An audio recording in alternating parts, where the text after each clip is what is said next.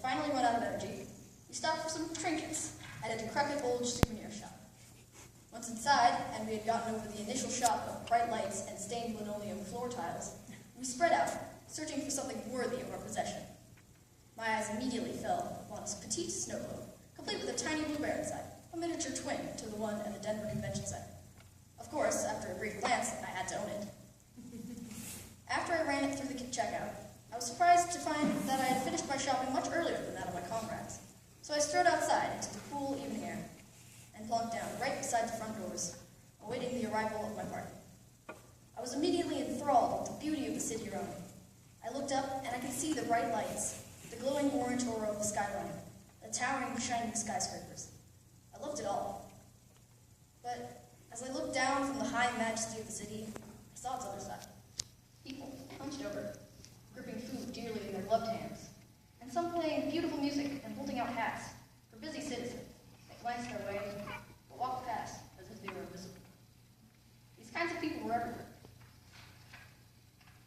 One in particular caught my eyes. She had long, stringy brown hair nearly touching the ground where she sat, a pale, pale face, and eyes a clear shade of blue-red. I guess people are right when they say that eyes are the windows of the soul. I knew it was weird, but I couldn't manage to tear my eyes away from that woman. My eyes traveled down her skin form until they stumbled upon something grotesque and unusual on her arms.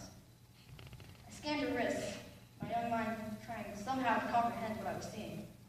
Thin, methodical cuts, in perfect symmetry, raced down her pale arms. They lay there, angry, red, and fresh, staking their claim on this woman's limb.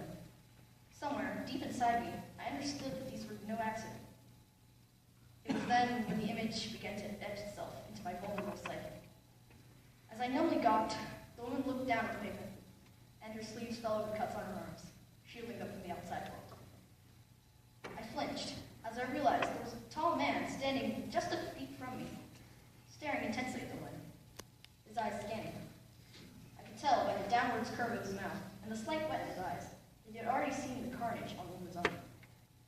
He seemed to straighten himself, to prepare himself almost. And then he did something completely unexpected.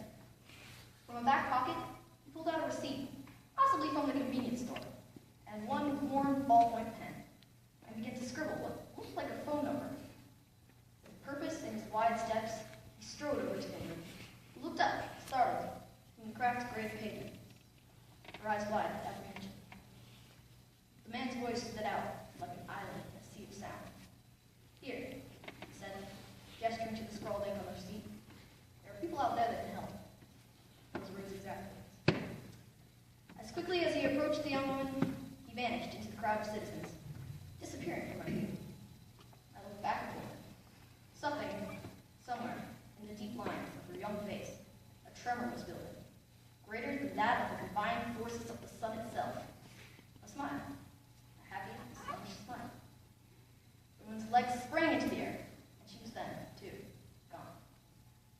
And so my 9-year-old self sat frozen, trying to believe that the amount of kindness expressed before her was great.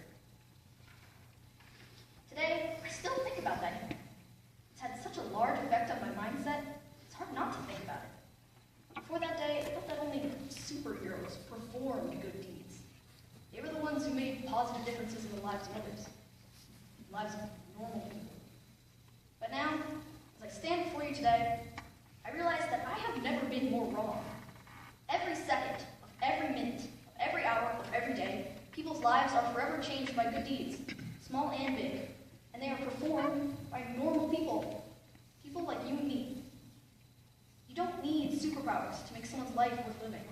You could do something as small as finding a lost dog, comforting in their time of need, or maybe, just even, handing a slip of paper with a phone number on it. Actions like these may seem insignificant in the grand scheme of things, but they help more than you know. It doesn't take much effort, and as people, we all need a little TLC, because caring about one another is what makes us human.